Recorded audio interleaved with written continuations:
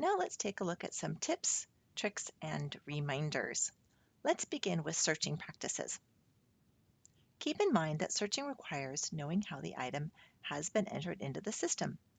Some items have been entered using abbreviations, and that is why one of the best practices is just to use the first 3 or 4 letters of one of the words. For example, if we look at American history, if we type in the entire word American and history, we have 438 items to choose from. However, if we abbreviate this to American by using AMER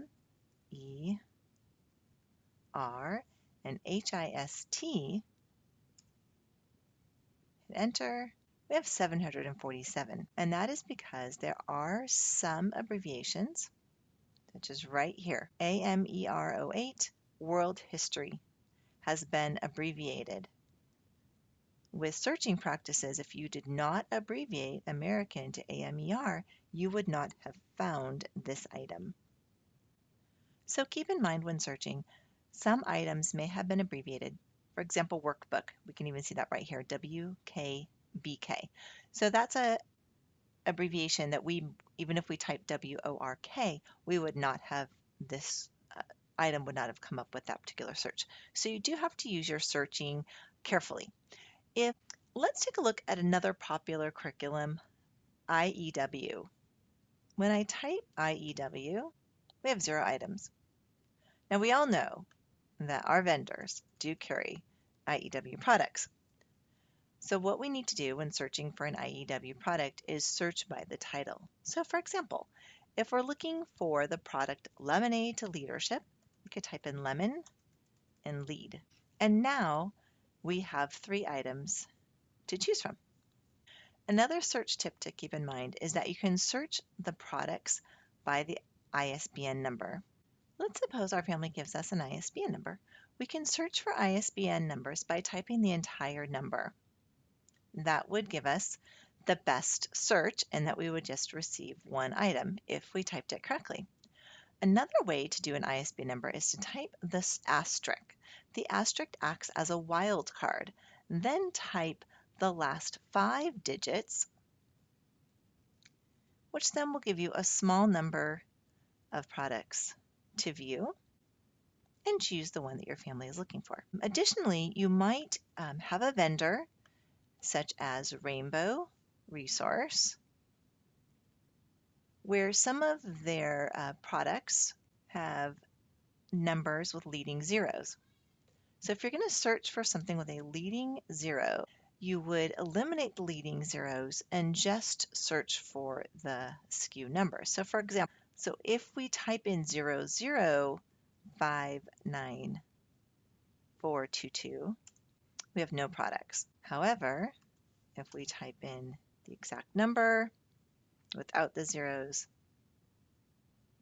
our product will appear. Another tip and trick to mention is that if you have a product that you have manual entered, such as an Evan Moore product or a Triumph Learning product, and you have several items from that same vendor that you need to manually enter, once you've entered one, you can come back to your cart and duplicate that item and then just make the necessary changes. So if you'll have the product already checked, you'll have the Triumph Learning ready, the box has been marked, and then you can just change the SKU number as necessary and say, now we're going to order the teacher edition. Type in the entire description, change the price if necessary. You have to recheck the student, and this item is being ordered for 1 student above, and return to cart. Another tip, trick, or reminder is that if you have some requisitions that have been created and you want to view them, you can come here to View, Requisition, and the ones that have been checked out will be listed here, and you can come back in and see each one. You can see what had been ordered, you can create a reminder, you can duplicate that exact requisition. So if you've created a requisition just for a service, you can duplicate that and close that. Also, you can look at a saved cart. So if you've created a cart and not finished it, you can come into that cart this way. And I'm going to click on it. And here we go.